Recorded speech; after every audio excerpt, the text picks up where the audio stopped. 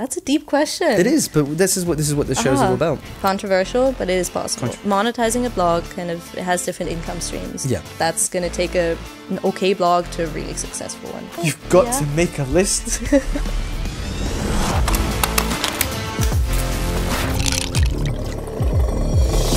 Are you ready? Hi there, I'm Robbie and you're watching or listening to the Lost Creator Podcast, a show where we interview some of the most unique and influential people in the content creation world in the hopes of inspiring you to escape the 9-to-5 and live out your dreams. And on today's show, we're going to be deep diving into one of the more unconventional types of travel content creation, blog writing, exploring the importance of search engine optimization in the process of researching and putting together a successful blog post, monetization, and more. And joining me today to discuss this, we have the incredible, the sensational Victoria Heinz, who, little known fact, is actually a descendant of the owner and creator of Heinz Ketchup, or Heinz Baked Beans. Isn't that right? Yes, that's true. Yeah. Tell us a little bit more about that.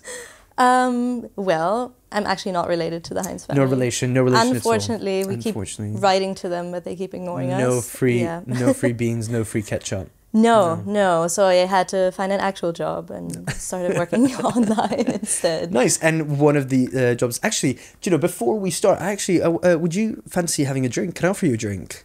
We have Sure. We have some vodka, we have some whiskey, we've got some beer, some. I'm German, so the answer is going to be a beer. A beer. A beer. I wouldn't Lovely. say no. Okay, so a beer. I'll have a whiskey because I'm Irish. No surprise there. Representing our nationality. Representing, absolutely. Got to do representation well. But no, for those of you out there who don't know, Victoria is a travel content blogger. Yes. And that's kind of unique because we are not seeing so much content being written. And it's a lot of content that we're seeing these days is all videos and photographs. Yeah. Yeah. So I'd love to know a little bit more about. Tell us a little bit more about your travel blog. Well, blogging, some people might think it's a bit old-fashioned. Now it's all TikTok and YouTube and stuff like that. But it's actually still a quite interesting niche. And for me, I always loved writing. So I started blogging for different people at some point, started my own blog. And it became my job somehow. I was lucky enough. So it's amazing. I can recommend it to anyone. Thank you. It might be a bit of a challenge to start a blog, but once you get there, it's completely worth it. It's a very full glass, that, but thank you. Awesome. And so tell me a little bit more about your background. Let's take it all the way back. Take us back to Victoria. There you go. Thank you so much. That's very kind. Cheers. Cheers, Robbie. Cheers. Sloncha. Sloncha. Cheers. There you go. Prost. Prost. Yes. Prost and sloncha. There we go. And in Spain we say que no apoya, no folla. If you're out there, you'll know what it means. So yeah, take us back to Victoria as a kid. Tell us about your background, your history. We want to know all about you. Let's see where to begin. I am German. I mentioned that already. Born and raised in Germany. Went to an international school, which was quite good for me because I learned how to speak English. And then I ended up going to university in Scotland, north of Scotland, Aberdeen, 4 years.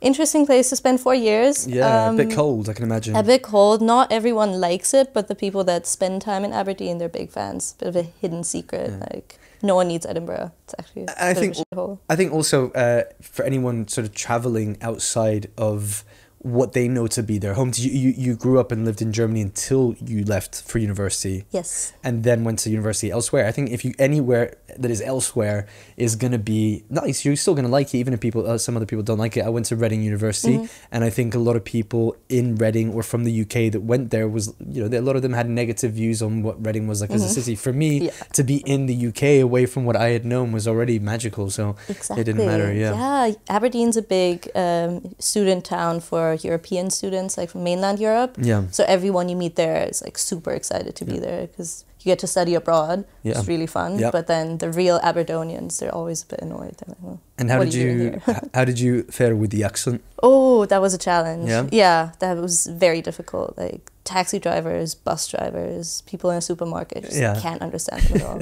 No one knows what they're saying. Is there any particular phrase that you kind of heard for the first time and you were like, what is this? And then you picked up on what it was and you heard it kind of coming up a lot. Any expression really? Any of it really. Let me think. It's been a while since I was in Scotland, so I've forgotten a lot of my Scots. I don't know. Does anything come to mind for you? You know some Scottish slang. No, No? but one interesting thing that I always heard that I quite liked was that if you want to know how to say Spice Girls in a Scottish accent, Yeah. you say Space Ghetto in an American accent. Space Ghetto. Yeah. She just said amazing. it. Did anyone hear it? That's say incredible. that? Yeah. Space Ghetto. Space Ghetto. Space Ghetto. And then the more you say it, the more you kind of like shift into that Scottish accent. Oh, that makes me miss Scotland. So that's a good one there. That's incredible, yeah. And so sorry, what did you study when you went to Aberdeen? Business management and international relations. Business management and international relations. And then graduated from Aberdeen, and what was the next step? What was the next step? Well, it was mid-COVID, so no graduation, sadly. But yeah, already my last 2 years of uni, I wasn't in Scotland that much, like every once in a while. But I got to go to Australia on a semester abroad, which was cut short by COVID. But yeah, then I spent some time in Germany, spent a lot of time in Spain, because my family lives there now, which is quite nice. Awesome. And yeah, then went What part of Spain? Madrid. Madrid. Madrid. Have you learned any Spanish?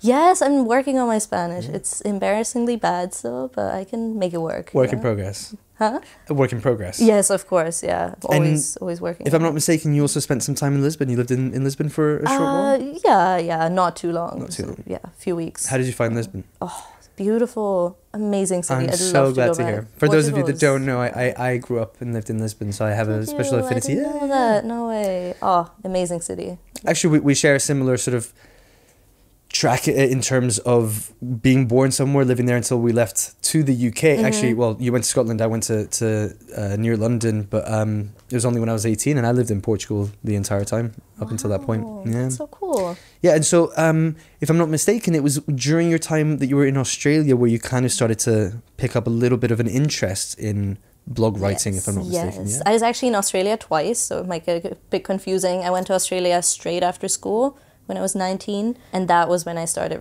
writing for this random blog, like a girl I'd never met before. She didn't pay me or anything. I'm still not sure why I did it, but I was so excited to write for a website. It was like so fun.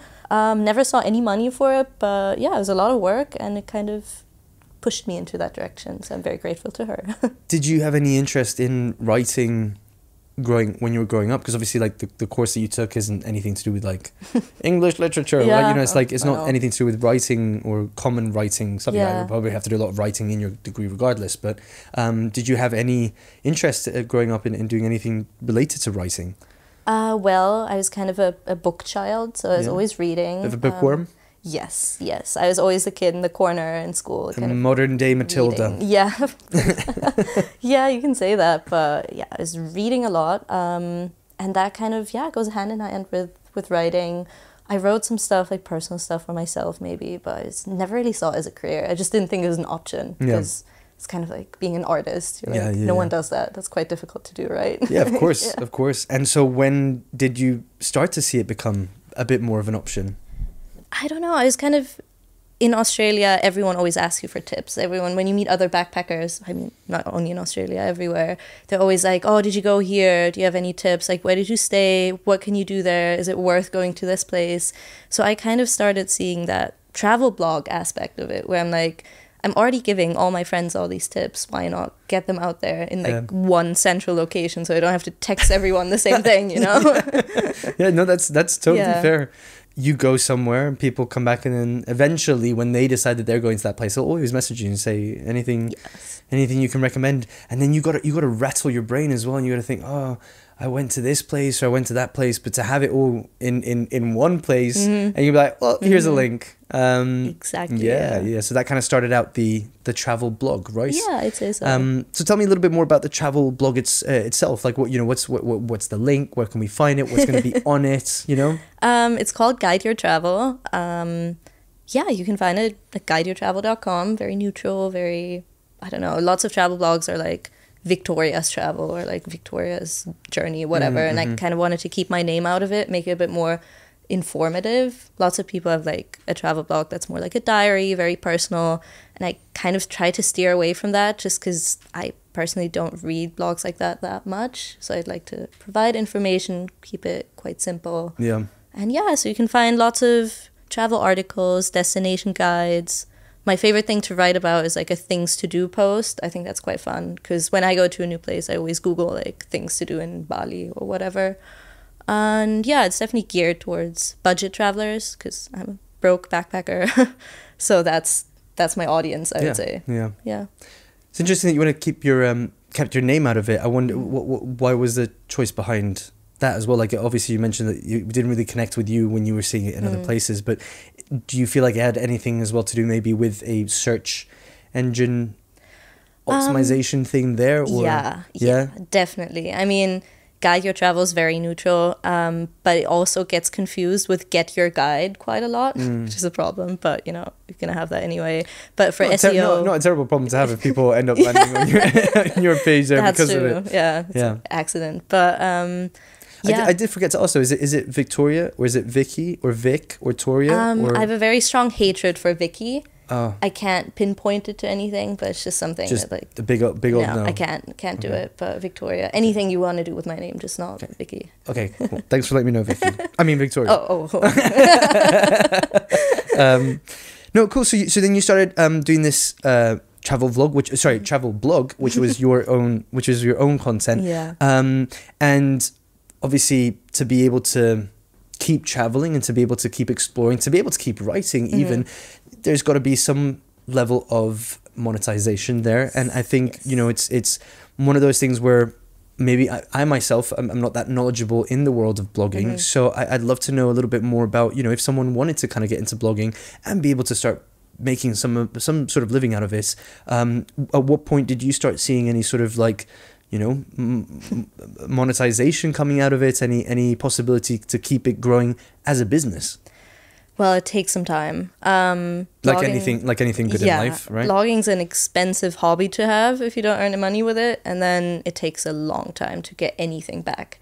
So for me personally, it took about, I think, a little less than 2 years to see any sort of monetization, but I also wasn't taking it that seriously in the beginning, obviously. I think if you start from the beginning with all the knowledge you need right now, you can probably get it up and running in a few months, get some money, but it's going to be a challenge. It's not a get-rich-quick overnight scheme. Definitely not. Yeah. Very much like YouTube, I'd say. Any sort of... Anything, The only one really is maybe potentially even like TikTok, but even then, it's like you score one video, it doesn't mean that the rest of them do well. I feel like there was a recent Instagram post that went out, a reel from someone who wasn't getting that many views, released an Instagram reel, and it just blew up.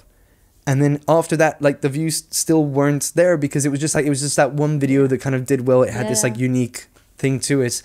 And so, but I think on the other hand though, this is with blogging, it's a steady growth. And then once you kind of get to a point, it's never going to be like, oh, this is where it ends. It can only keep growing and only keep getting bigger and better. Yeah. And the lifespan is incredible. The blogs can be there for years.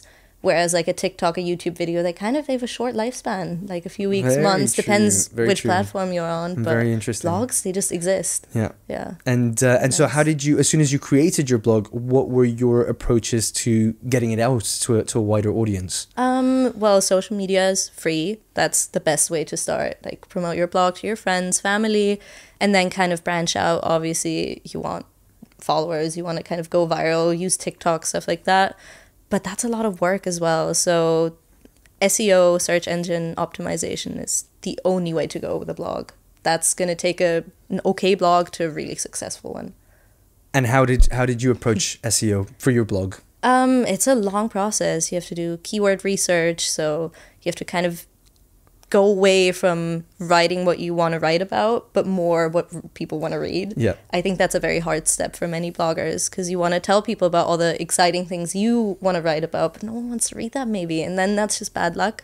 And then you have the trade-off of like, do I want traffic or do I want to write what I want? Yeah. So researching keywords, what people are Googling, in what way, which like sentence structures, then learn how to place the keywords and you should be good to go. And presto bingo. We heard it over here. Your blog's a success overnight. Yeah. Well, I mean, you know, did you find that there was any blog posts that you wrote that really kind of took off at any particular time? And do you have maybe an understanding as to why? I think the useful ones are best. For me, some of my most successful content is still like KL, Kuala Lumpur based posts, because that was the first destination I wrote about. And I have quite a few posts and they all kind of work together. So when you read one, you click to the next one, they're all interlinked. And that's created a big Malaysian audience for me. So most of them are like budget based. I think one of my most successful posts is cheap places to eat in Kuala Lumpur. Because I lived there for a while. I had this insight more than just spending a few days in the city and you get a few places to eat and put it in a blog post, whatever. But I actually had some like unique ones in there that I've never seen anyone else write about. So I think that really took off for that reason. Interesting. I think there's something in, listening to your audience, regardless of what type of content creation that you're doing. And you see a lot of success happening with content creators on YouTube or on Instagram, where if you listen to your audience and kind of hear what they're saying, listen to what they're asking for and provide it to them in that certain way, then obviously that can help you push your growth. Do you find that there is a similar kind of pattern there with blog writing? Can you access an audience? Can you access the demographics? Can you access analytics? And how do you listen to them? Yeah, of course. I get to see all my analytics. I see it's mostly young people reading my blog. Like I said, I have a lot of people from Malaysia, but also the States, UK, English-speaking countries, obviously, Australia as well.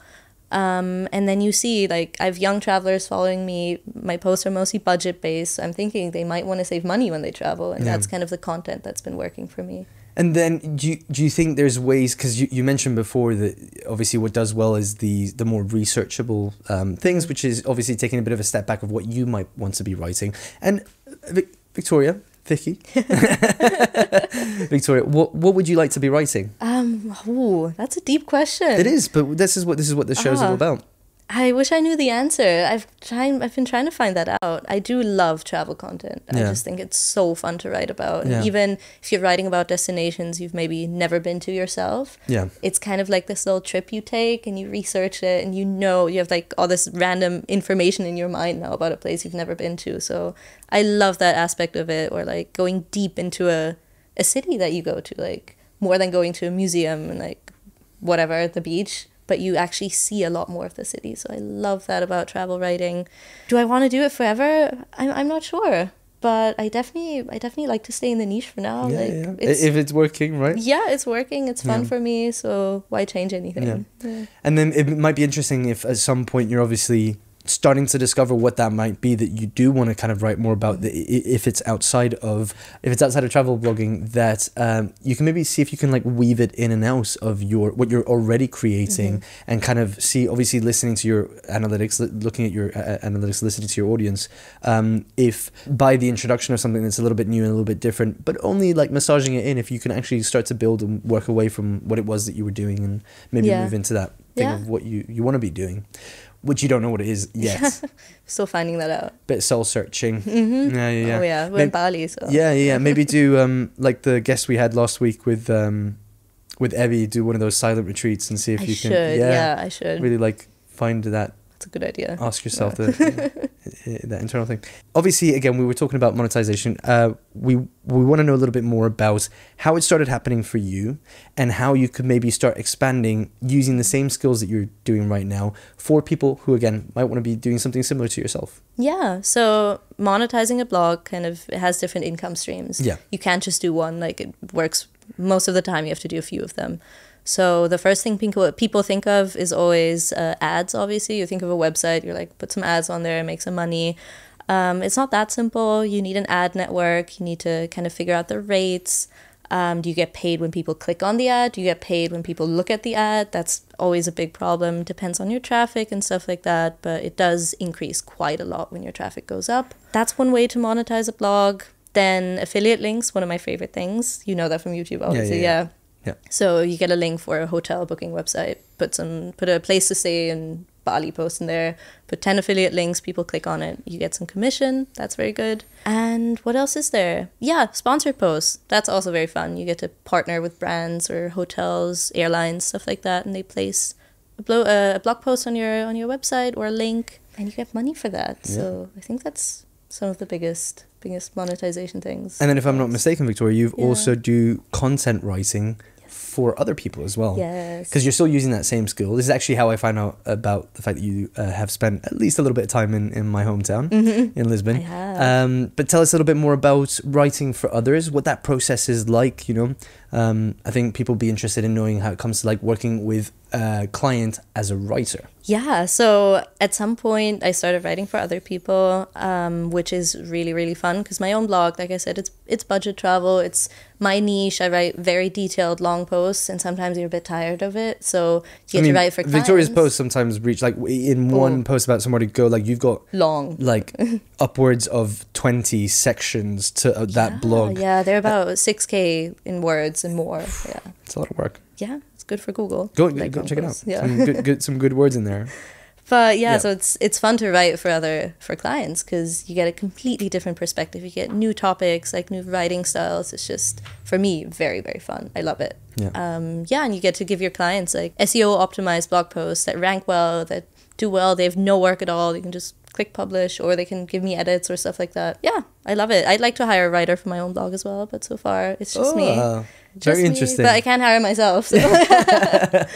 And so you mentioned sometimes they kind of give you edits. What's the kind of process there? I mean, I think when you're working with a client in the photo or video field, you're probably likely to get like, oh, can you take this shot out? Can we don't, you know, we don't like this. But what might that look like on a written form? Well, we always do free edits, unlimited, forever. You can edit a blog post with me for like years if you want to. Please don't, but you could. Please don't do it. No.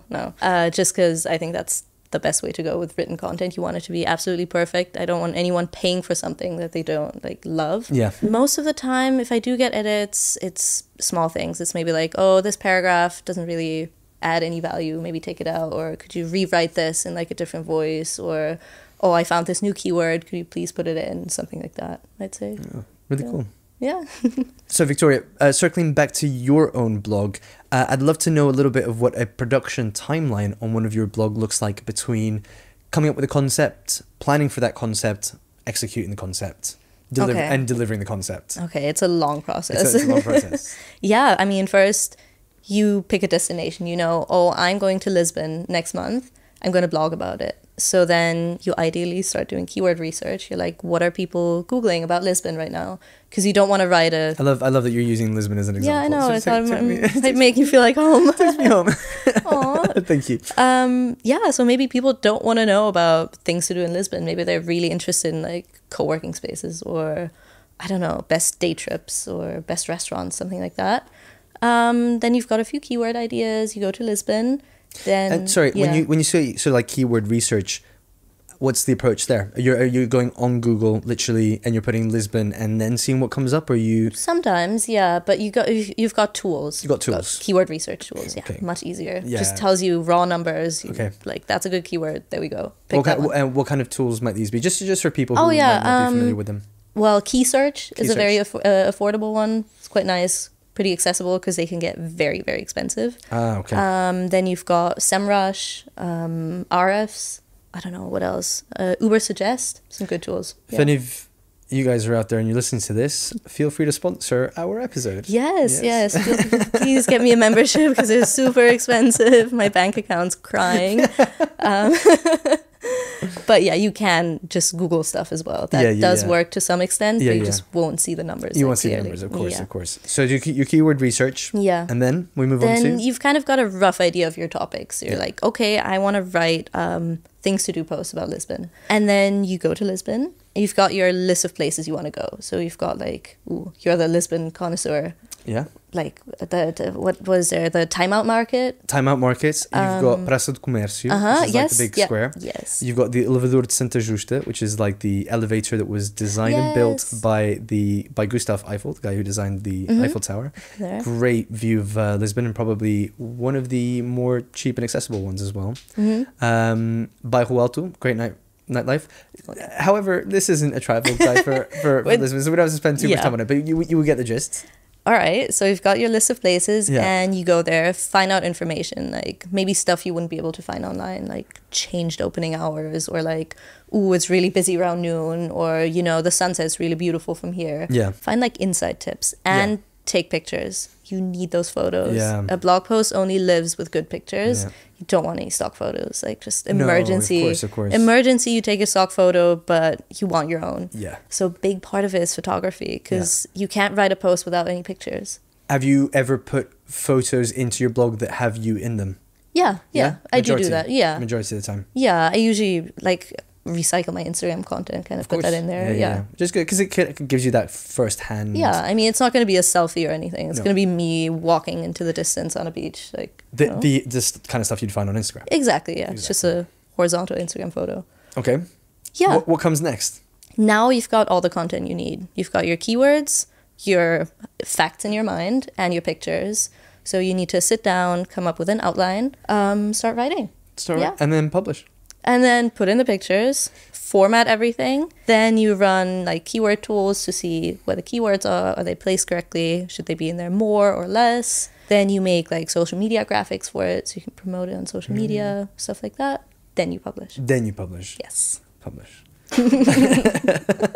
Love that. And so, for example, one of your blog posts was you kind of covered Madrid as a city to visit. Obviously, very, very heavy in detail, and you kind of cover, are Airbnbs expensive, are hostels expensive, are hotels expensive? Are these things that you actually go to test out, or is this purely based on your research? A bit of both. Like, I'm not going to be in 5 different hostels or Airbnbs. Not possible. You have to find like a middle ground of providing valuable information but still making your trip kind of sustainable. Of course. I don't have time to live in Madrid for a year, go from hostel to hostel. Or hotel to hotel. Or hotel to hotel. Definitely not hotel front. Yeah. So you have to kind of find a middle ground, do some online research, obviously. That's very helpful. Yeah. Go from there. What would you say is your balance then for someone who's thinking of doing this between that kind of like actual physically trying things out versus the research? I'd say it is possible to write a really good blog post about a place you've never been to. Okay. Controversial, but it is possible. Well, you did mention it before, and I kind of... Yes. Well, we won't give away how much of your blog is... Oh, my blog is only me. I've been to every single place I write about. Okay. But I do ghostwriting for other people, where I write about places I've never been to. It's all research based. They know it. It's not a secret. Like, it's not a big scam. Like, was Lisbon one of them? No, I've been to Lisbon. Okay. Don't worry. So it kind of depends on your style of blog. It's very useful to pump out a lot of content. Yeah. And to do that with low-cost writers, obviously. Yeah. So if maybe you're a big website who wants a lot of content, 10 blog posts a day, you can't find someone who's like in Lisbon and doing the research right now and can give you the blog post in 2 weeks. You want someone to write it in an hour, get it out there. Yeah. So that's something I do as well. Like quick research, quick writing, and get it out. Nice. Exactly. Do those pay better? I won't disclose. It's an industry secret. Fair enough. No, fair enough. Well, I mean, one of the things you kind of mentioned quite a fair bit, and also kind of one of the things that your blog is more successful in, is anything that kind of discusses being budget friendly, right? Yes. And what are your top tips on being budget friendly? Budget friendly. I'm a big fan of hostels. I know it's personal taste. Here in Asia, it's no real point in going to hostels because hotels are so cheap. Of course. But I just came from Central America where it's impossible to pay for a hotel. So you stay in hostels all the time. I love them. They're very social. You save money, find friends. It's great. Get to meet loads of people through hostels. Yeah. Fun nights out. So that's one of my biggest budget trips. Even if you've never stayed in a hostel, you might be a bit scared. You're like a dorm. I don't know. It's worth it. It's great. Yeah. And then on a food basis, I guess there's obviously an element of doing that research beforehand, but also kind of just having a little bit of a wander around and seeing what's out there. And go and compare. Put in cheap restaurants into Google Maps. That brings up stuff, surprisingly. You can just find a cheap local restaurant, look for like special offers and stuff like that. That does help. Go to local places. Like the fancier, more Instagrammable place, the more expensive most of the time. Yeah. Another blog post that you've written about, which I think is probably going to be one of the key ones for this conversation, is you kind of have given some top tips on becoming a blogger or being a blogger and being able to obviously do it sustainably and hopefully with some level of monetization there as well. What would be your top tips? I don't want to just sort of limit it to one, but you know, what tell all those beautiful future bloggers out there what you think are some of the key tips when you're thinking about, if you're thinking about becoming a blogger, what those top tips are. Top tips. I mean, I feel like the more you do one thing, you kind of end up writing about what you're doing. Like as a blogger, I'm a blogger and now I'm blogging about blogging, and then it becomes this circle of like teaching people to do what I'm doing. Yeah. Top tips. I don't know. I think be persistent, and you do have to have fun along the way. If it's a job for you, difficult, because it's going to be your hobby, your free time, everything. So if it's like a chore you're not looking forward to, then it's going to be a challenge. But yeah, I'd say stick with it, give it a try, see how it goes, and keep your expectations realistic. Don't like plan to make this your living in the next year. It's going to be a hobby for a bit, and then you can kind of shift it into the job direction. The beauty of having a hobby turn into something that then is more financially viable is that you can perfect it. Like you have the time to perfect it. You have the time to make it better. You have the time to really understand where this hobby essentially makes you happy, right? So I think that's kind of, there's almost a benefit in the fact that you can spend time with it before completely relying on it, because then as soon as you rely on it, you have that kind of the perfection, if you will. And there's, you know, any creative industry, you can only ever keep getting better. And there's something really beautiful about that. Yeah, it's a learning process. 6 years ago, I wouldn't have hired myself. I had no idea. And now I do have an idea what I'm doing. And I'm very proud of that. So fantastic. Yeah. Now, somewhere along the way, if I'm not mistaken, you became a family member of the Lost Creator Academy. I did, yes. And I want to know sort of what was the reasoning behind it to begin with, and sort of what has been the biggest value that you've taken away from it. Okay, so I love photography. I'd love to be a photographer. I'm okay, but just not anywhere where someone's going to pay me to be their photographer. So I went the blogging route instead. But it does involve photography and stuff like that. And visual elements are, of course, very important. So I've been watching Christian's videos for years. And yeah, LCA was kind of the way to go. Learned a lot from it, like very educational, obviously. Not a good videographer, but my photography skills have improved. But for me, the most valuable, what everyone says, the community. I think that's a common answer, right? Absolutely. And I guess now would be a really great time to let you know that if you wanted to join a community of over 3,500 content creators that are doing something fairly similar to you, and also have a package of over 80 hours of content to allow you to learn more about content creation, then check out our link in the description to join LCA today. Cheeky little plug. That's great, and it's nice that you can have, obviously with what you're doing at the moment, be able to then start putting that learning into practice, into your own content, because photography, as you mentioned, is a very important part of your blog writing. LCA also includes the business side of things. Like I forgot about that. That's really valuable. Also, like just absolutely. It doesn't matter if you're a YouTuber, a photographer, a blogger, but like the online business, kind of how to handle clients, how to work with brands and stuff. That's really useful for anyone. So it's not all just how to be a YouTuber. It's this whole holistic thing. So I'm glad I can represent the people in LCA that might not do YouTube videos. Represent. Love it. And also now you're also building a media agency with your partner, if that's right. It's VN Media. Tell us a little bit more about that venture. Yes, I'm the V in Media. You're the V. Oh. Right. Shout out to Nick, my boyfriend. Nick and Vicky. He's Victoria. Nick and Vic. Yeah. Nick and Vic. Yeah. Love it. Vic and Nick. Yeah.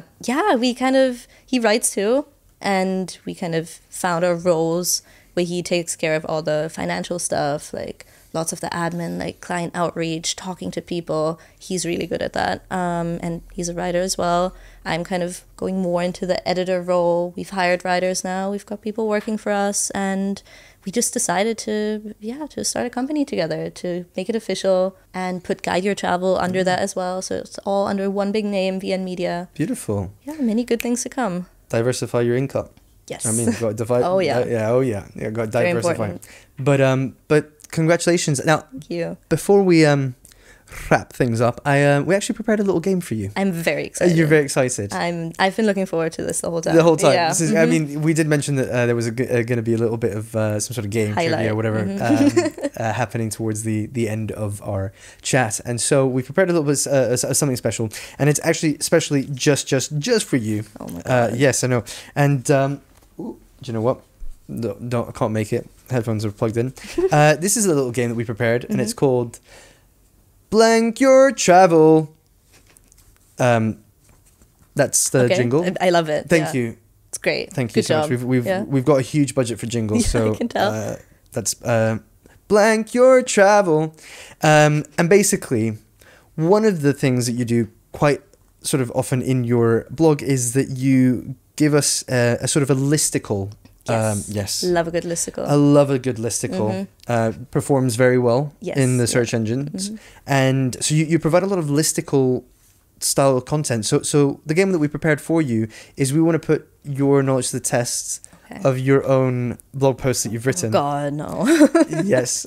So I'm going to say blank and then the rest of the title of your blog post. Okay. And then you've got to tell me what was the numerical I'm going to be value. terrible at this. That's so bad. Okay. So you tell us how many things there are. We'll see. We'll see. Try my best. Yeah. I mean, you wrote it. I know. She wrote it. I write so much. Oh my God. Yeah. Okay. Let's see how my So let's do the memory first is. one. Blank things to do in your gap year. Okay, it's not very many. It can't be like 30. I'm thinking it must be like maybe close to like 7, 8. I'll go 7. Final answer. Yeah. The final answer is 12 things to do in your gap year. Okay. You were close. You knew that it wasn't too many. Yeah. And I think that that's kind of like a 12. huge... I came up with 12 things to do in my gap year. You did. That's impressive. I should read that post. You probably should. I can come up with like 3 off the top of my mind right now. It was her ghostwriter. Maybe it was. No, it's Okay, next one. Okay. Blank ways you can increase your Instagram reach. Oh, okay. That was a big one. That was a big one. That was a big one. Yeah. I want to say like 28, 25? I can give you a hint. It was more than that. More? Yeah. Ooh, okay. Yeah. Interesting. It must be a good blog post. It must be great. Yeah.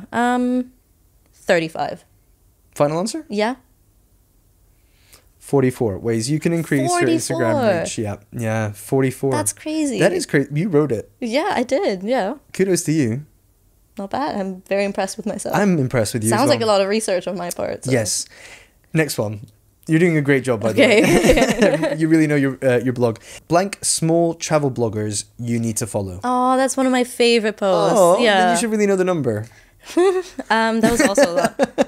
Okay. That was a big one. It was. Yeah. Because I have a lot of blogger friends, and it's so difficult to find like good, smaller travel bloggers. Yeah. Really nice of you to give them a little cheeky Yeah, I know, and I said it's one. shout out. It performs quite well. Yeah. I'm still in touch with a lot of people on that list. Let me think. 40, maybe. Final answer? Yeah, I think it was. Do you know, I'm going to give you the point for that one, but it was 39. It was 39. It was 39. You're joking. It was 39, but you were Right. very, very Okay, close, so I'm going to give you the point for that. Interesting. The next one. Yeah. Blank things to do and see in Mexico. Mexico. Okay. That's quite an old blog post. I wrote that ages ago. Yeah, I did have to go in. You went deep. I went deep.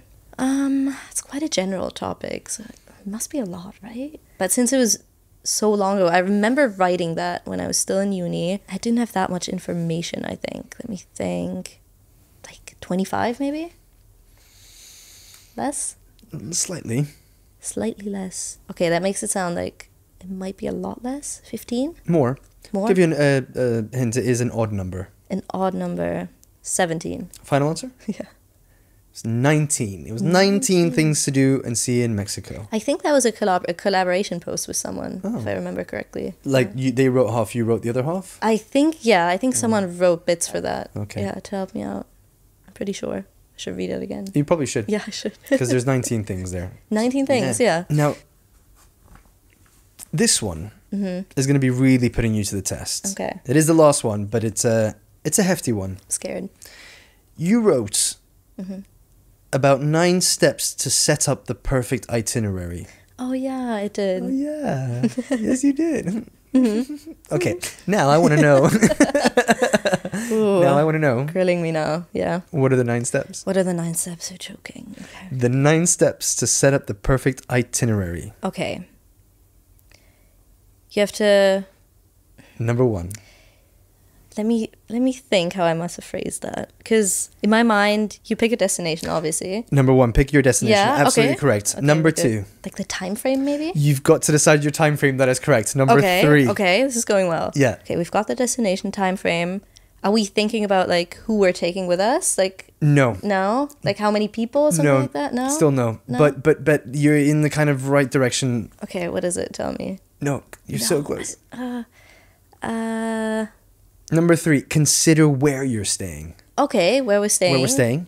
Okay, like the area. The area. Okay, so we don't have a hotel yet. Is that the hotel? No, I think that kind of involves the hotel as well. Okay, then The area and sort of the accommodation. Then you're picking the things to do, right? Yes, you're Yeah. doing your research and you're looking at examples. Yeah. Oh, Yeah. okay, fair enough. Yes, number Yeah. 4. Number 5. Have you got a list at that point? You've got Yeah. to make a list. I'm correct? very good. I'm very surprised. This is really, really good. You did terrible with the numbers, but this one, I'm very impressed. Number 6. Are you putting it all on a map? Maybe You were at this making point? a map. See, that's how I make my itineraries. Correct. Number 7. Now you're kind of planning the days, right? Like which places are next to each other. Maybe no. You've made a map.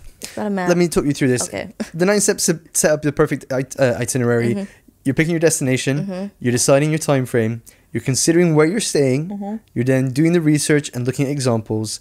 You're then making a list. And then you're making a map. A map. Okay. What comes next? I love making the map. What comes next?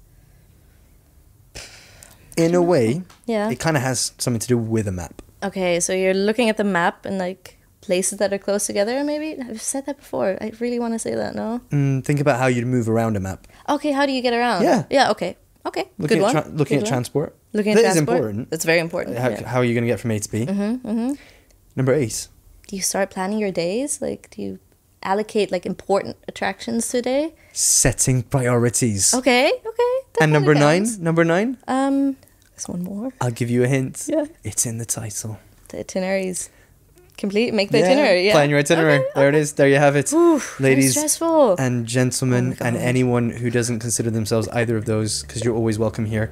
Congratulations. You absolutely nailed it. Again, terrible job on the numbers. Rubbish. But you nailed that list. You can tell I did write that blog post. You could definitely tell that was you. No, that was brilliant. Victoria, I just want to say thank you so much for being you, here, Robbie. giving us so much insight on writing a blog, because it's glad. such an underrated... I think so, yeah. Absolutely, so we're let's not represented very well. bring So. back blogs. Start a blog. Bring back blogs. It's Yes. a bit of a tongue twister, that, so I'm not going to say it any quicker, especially not after the whiskey. Victoria, before we wrap things up, I just want to give you the opportunity. You've got a camera there, you've got a second camera there, as you wish. If you've got anything to say to anyone who is following you, to anyone who isn't following you, now is your chance. Go follow me if you don't follow me already. What do I want to say? Where can I follow you? I'm quite active on Instagram. So I think that's like the one platform I would send people to. But yeah, have a look at my guide blog. your travel. Yeah, an Guide Your underscore. Travel. I couldn't get the Underscore. Guide Your Travel at. Did you know? Yeah, it belonged, account's dead. No one uses it. It's very sad. At underscore guide your travel, Guide Your or Travel underscore. www.guideyourtravel.com Yes. .gov / no. .gov, imagine. Yeah, go and follow Victoria. Yes, please. Anything else you want to say to your fans, to your secret lovers? I do have quite a few. Of course. I don't know, It's the follow life, your dreams. the life of a travel blogger. Yeah, I know. I'm quite a celebrity in the blogging world. So. Yeah. Follow your dreams. Follow your dreams. Live Love them it. now because they don't last forever. No. No. Do them now if you Do them can. Yeah. Wonderful. So thank you so much. Join us next week for another episode or another show, another lovely chat on the Lost Creator podcast. And if you're at home in Irish, have a whiskey with me. Or beer. Or beer. There you go. Sláinte.